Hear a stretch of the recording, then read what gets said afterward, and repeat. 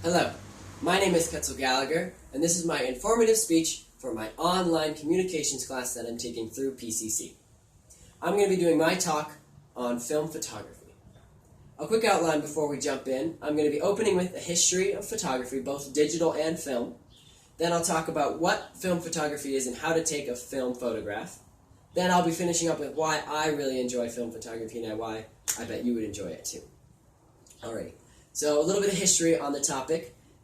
The technology for photography has been around for hundreds of years. But according to thepeoplehistory.com, the first mass-produced camera, which of course was a film camera, came out in 1885 by a man named George Esterman.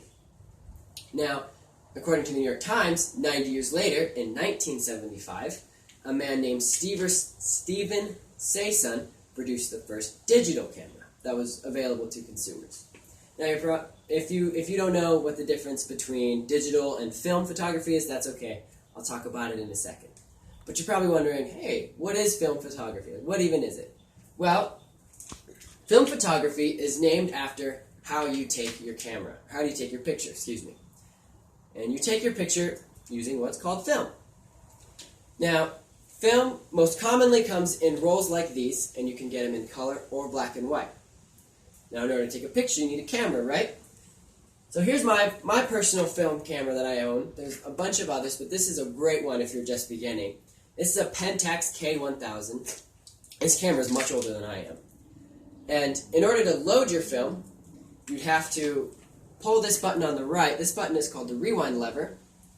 So once you're ready, you pop that up, and the back opens up.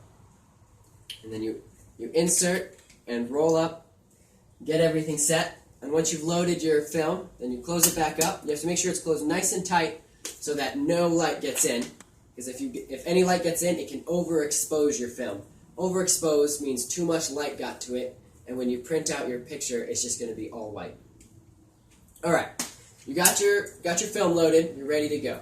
Well, now the difference between film and digital photography is digital photography will do all kinds of stuff automatically for you. It'll set the shutter speed, it'll set the light meter, it can even focus for you. Unfortunately, all the film cameras won't do that. You got to do it yourself. So first thing we want to do is set our shutter speed. So that's the first button on the left here. What that sets is how long the shutter is open. So we can go from 1 whole second to 1/1000th of a second. Now if you have your shutter open for a full second, you're going to get a lot more color in. However, your picture will probably be a little bit blurry because you have your shutter open for that long. However, if you go 1/1000th of a second, you set your shutter speed to 1/1000th of a second, you're going to have a very sharp image. However, the colors might not be quite as vivid. Alright, we got our shutter speed set. Then we have to make sure our light meter is set, which unfortunately you can't see it from where you are, but if you look through this looking window, in it you will find a little meter with a little dial. And you can rotate that by twisting this first ring on the lens. Now, basically all this does is this adjusts how much light will be coming in to your picture. And once that's adjusted, then you have to focus. And that's the second ring on the lens.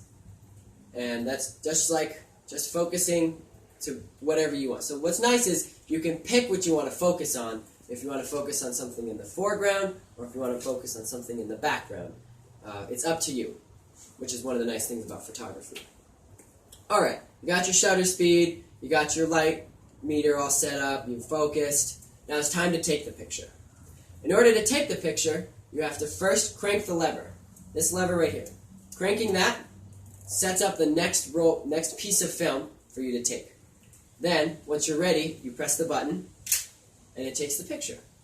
Now, each roll of film usually comes with about 20 to 40 individual pictures. Once you run out, you have to rewind using the rewind button. Rewind your film, open it back up, and then you can take it to somewhere to get processed.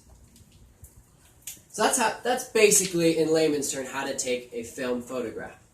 Now, the reasons I really like photography, and why I'm sure you would like photography, is that it's so versatile. It really gives you the option to focus and to enunciate what you really want to see in the picture.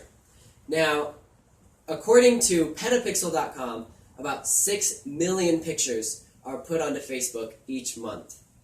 And according to NBC, film photography is on the rise right now. So, you do the math. Thanks for listening.